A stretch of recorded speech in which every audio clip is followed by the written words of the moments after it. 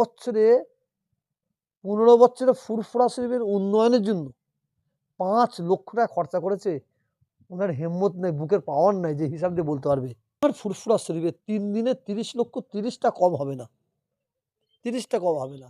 ফুরফুরা শরীফের জন্য 2,40,00,000 না 44 লক্ষ, 2 কোটি হয় 40, হ্যাঁ বরাদ্দ করা হয়েছে। এখন পর্যন্ত 44,000 টাকা কাজ হয়নি। আজকে ক তারিখ জানেন? ইংরাজির 27 তারিখ, 6 তারিখে জলসা।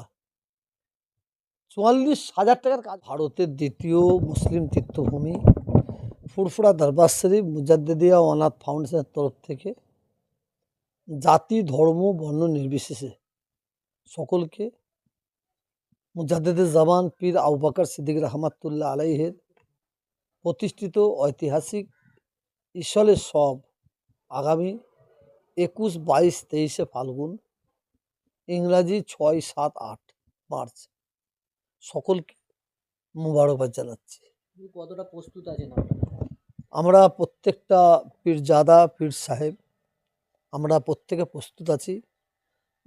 মুজাদ্দেদ জামান দাদা হুজুর পীর রহমতুল্লাহ দরবারে যে মেহমানরা আসবে, এই মেহমান ছোট হুজুর, বড় হুজুর, মেজ হুজুর, ন হুজুর, সেজ হুজুর, এনাদের কারো মেহমান নয়। এনারা এবং আমাদের তালার আওলাদ আমাদের কারো মেহমান নয়।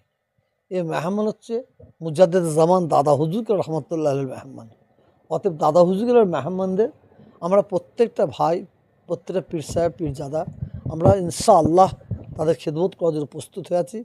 বিশেষ করে আমার বাড়িতে গত বছরে যেভাবে ইফতার করেছিলাম, এবারে তার চেয়ে আরও উন্নত মানের ইফতারের ব্যবস্থা করার চিন্তাভাবনা আছে এবং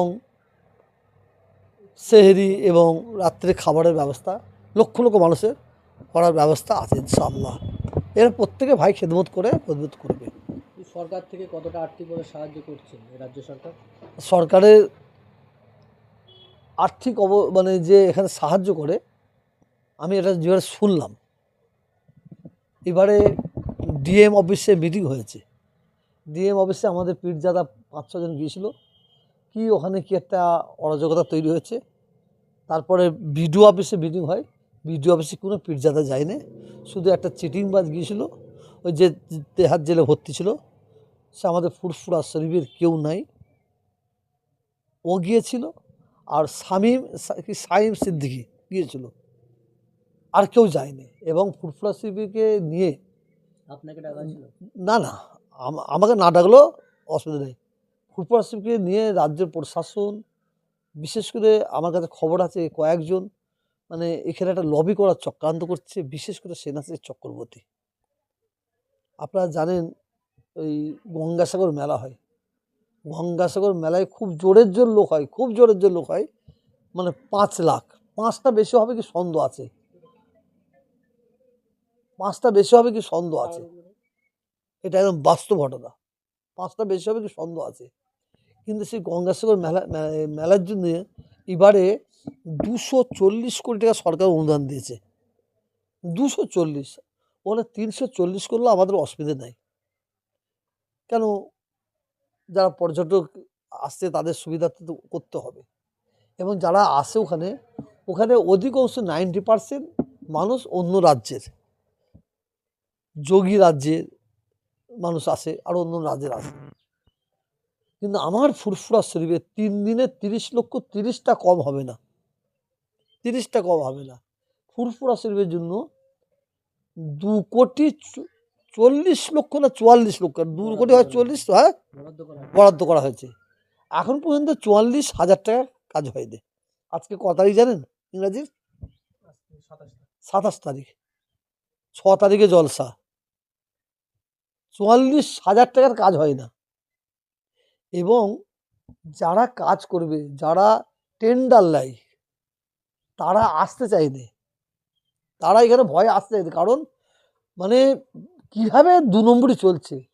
যাদের কাছে টেন্ডার নিয়ে কাজ করে 3 বছর 4 বছর আগে কাজ করিয়েছে, তাদের ঘরে টাকা দেওয়া হয় না, প্রশাসনের তরফ থেকে টাকা দেওয়া হয় না। মানে এসডিওর কাছে গেছে, এসডিও কোনো পাত্তাই দেয় না, তাদের ঘরে কোনো পাত্তাই দেয় না।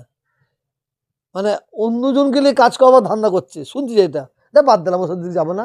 কিন্তু আজকে 27 তারিখ, 27,000 টাকা কাজ করে নেই, এটা বাংলার মানুষ দেখছে।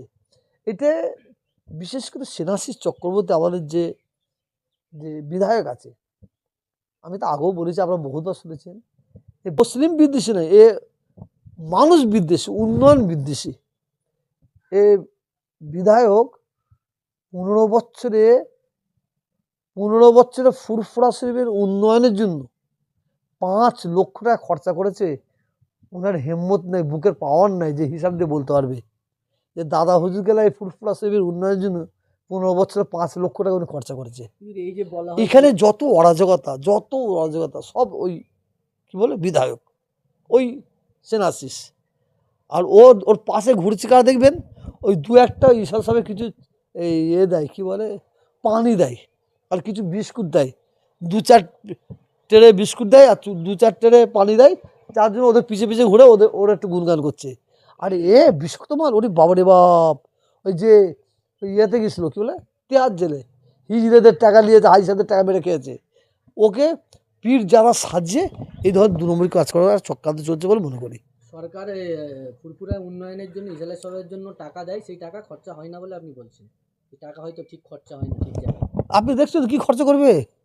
এখন পর্যন্ত একটা পানির সাবমার্সেল বসেনি, এখন পর্যন্ত পানির সাবমার্সেল আছে। 27 তারিখ করবে কবে? 10 দিন বাথরুম কোথা করবে? উজু হ্যাঁ, প্রস্তুতি মুশকিল তো, আমাদের বিপদে ফেলে দিচ্ছে বোঝা যাচ্ছে না যে ইজালেশ্বর এ সরকার, আমাদের বিপদে, আমাদেরও করতেও দিচ্ছে না। আর লাস্টে ওরা না করে ফুরপাশে বদনাম করে চক্রান্ত করছে। আমাদের তো এবার মানে মানে আমাদের মানে সাবধানে থাকতে হচ্ছে, এবার থেকে সাবধান থাকতে হবে। এ সরকার যত লাইট ফাইট জ্বলছে, সবাই জানে এটা সরকার করছে, কিন্তু আদৌ তো তা নেই, আদৌ তা নেই। এটা বাংলার মানুষ তো বুঝতে পারছে, 30 কোটি মানুষের জন্য 2,44,00,000 টাকা, 5 লক্ষ মানুষের জন্য 240 কোটি টাকা। তাহলে সরকার আমাদের আমাদের কত প্রিয় সরকার, আমাদের পাশের সরকার, নিশ্চয়ই আমাদের সেটা মানতে হবে। এই যে ফুরফুরা শরীফে 100 বেডের হসপিটাল মুখ্যমন্ত্রী দেখলাম ভার্চুয়ালি উদ্বোধন হলো। একটা জিনিস শুনুন, পশ্চিমবঙ্গের মুখ্যমন্ত্রী দোষ দেবেন না, উনি একা কত লক্ষ্য রাখবে? পশ্চিমবাংলার মুখ্যমন্ত্রী মমতা ব্যানার্জিকে সেনাশিসের মতন মানুষ, ওই শওকাতের মতন মানুষ, হ্যাঁ, এরা ব্ল্যাকমেল করছে, এই বাংলায় প্রচুর এমএলএ আছে, তারা এত অত্যাচার, হাওড়া হুগলি শেষপনায় খুঁজলে পাবেন, এরা মমতা ব্যানার্জিকে ব্ল্যাকমেল করছে। এরা মানে এমএলএর টাকা তো তছরূপ করছে, এমএলএর টাকা আত্মসাৎ করছে, এবং তোলাবাস থেকে শুরু করে রাজধানী থেকে শুরু করে এরা মানে তৃণমূলকে বাংলার মানুষ চাইছে, কিন্তু তৃণমূলের এমএলএ এমপি সভাধিপতি এরা চাইছে না। এরা এত টাকা গুছিয়ে নিয়েছে, এদের তো খরচা করতে হবে, এরা চাইছে না। আচ্ছা, শওকত মোল্লা, ও কোন ঘরামির ওর রক্তটা কি সিপিএমের, বামফ্রন্টের, ওই এসে তৃণমূলের কি উপকার করতে পারবে? ও যারা তৃণমূলকে ক্যানিং ভাঙড়ের মানুষ নিয়ে এসেছিল, ও সবাইকে তাড়িয়ে কি করেছে, ওর পুরাতন বন্ধু যারা সিপিএমের ছিল, হানমাদরা ছিল, তারা নিয়ে এসেছে সিপিএমের বেলায় যে অত্যাচার করেছে, সেই অত্যাচার আবার শুরু করছে। তবে ভাঙড় ক্যানিংয়ের মানুষ শওকত মোল্লাকে ছাড়বে না, এবারে জবাব দেবে ইনশাআল্লাহ, ওর প্রতি আল্লাহর গজব পড়বে ইনশাআল্লাহ।